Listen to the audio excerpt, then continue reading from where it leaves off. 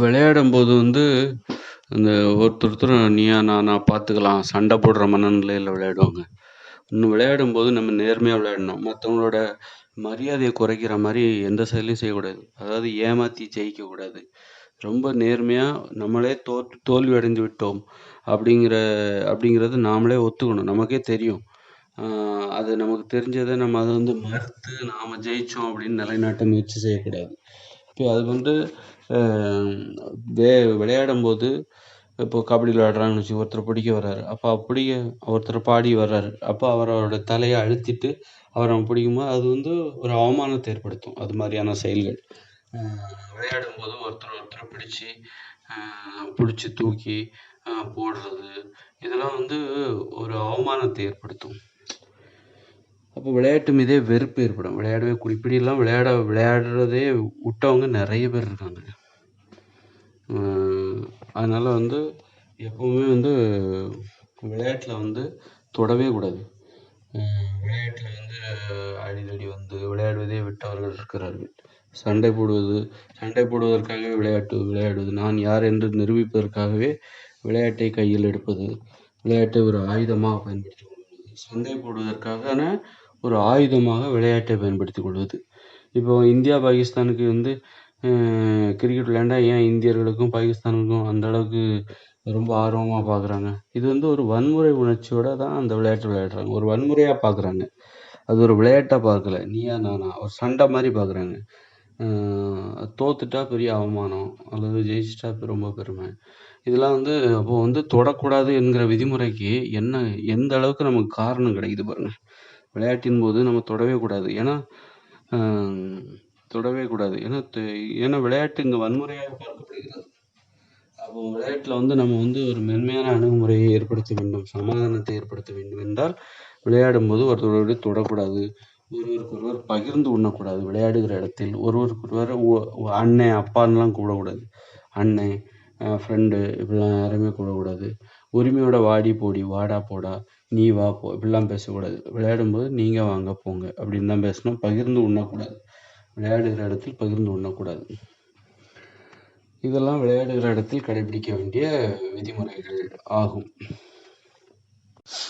இன்னைக்கு விளையாடுறதே நிறைய பேர் விட்டுட்டாங்க. உலகம் முழுக்க விளையாடுவதே நிறைய பேர் விட்டுருவாங்க. யார் விளையாடுவாங்கன்னா உயிரை பணமாக ரொம்ப துணிஞ்சு விளையாடுறவங்க தான் விளையாடுறாங்க. நிறைய பேர். ஏன்னா விளையாட்டு ஆபத்தாக இருக்குது. அதில் விளையாடுறதுனால நமக்கு கண்டிப்பாக அடிபடும், ரத்தம் வரும், அல்லது விபத்து, காயம் ஏற்படும், ஊனமாகும், உடல் ஊனமாகும். அப்படி நிறைய அச்சுறுத்தல் இருக்குது விளையாட்டில். அப்போ அந்த அச்சுறுத்தலை விளையாட்டிலிருந்து நீக்க வேண்டும். விளையாட்டு என்பது அத்தியாவசியமாக அனைவருக்குமே தேவை. தினசரி விளையாட வேண்டிய அவசியம் அனைவருக்குமே இருக்கிறது. அப்படிங்கும்போது விளையாட்டை பாதுகாப்பானதாக மாற்ற வேண்டும். அதற்கான இயற்கையான வழிமுறைகளை தான் நான் இதை சொல்லிட்டு இருக்கேன். முதல்ல என்னுடைய விருப்பத்தை நான் இங்கு சொல்லவில்லை.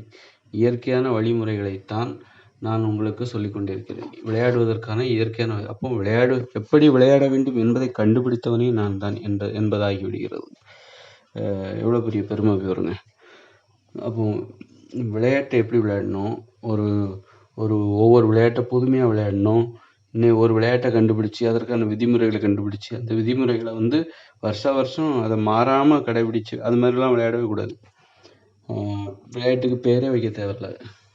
ஏன்னா இன்னைக்கு ஒரு விளையாட்டு விளையாடுறோம்னா அதே விளையாட்டை அப்படியே அடுத்த தடவை விளையாடணும் அப்படிங்கிற அவசியமே கிடையாது.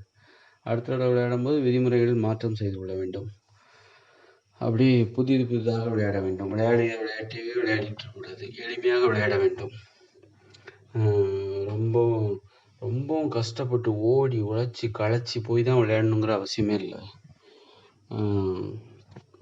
அந்த மாதிரி விளையாட்டிற்கான விதிமுறைகள், இயற்கையான விதிமுறைகளை நான் கண்டுபிடித்து உங்களுக்கு கூறியதாக விளையாட்டை கண்டுபிடித்தவன் என்கிற பெருமை என்னையே சேரும். விளையாடுவதை எப்படி என்பதை கண்டுபிடிப்பதற்காக தான் இவ்வளோ நாளும் மக்கள் போராடி இருக்காங்க, முயற்சி செஞ்சுருக்காங்க. இப்போ ஒலிம்பிக் விளையாட்டு இல்லை கிரிக்கெட் விளையாடுறாங்க அப்படின்னா இதெல்லாம் ஒரு ஆராய்ச்சி. எப்படி விளையாட வேண்டும் என்பதை தெரிந்து கொள்வதற்காக. விளையாட்டு என்பது எப்படி இருக்க வேண்டும், எப்படியெல்லாம் இருக்கக்கூடாது என்பதை தெரிந்து கொள்வதற்கான ஒரு அனுபவம் மூலமான ஒரு ஆராய்ச்சி. அந்த ஆராய்ச்சியில் கடைசியாக விடை கிடைத்து விட்டது. அந்த விடையை கண்டுபிடித்து விட்டேன் நான்.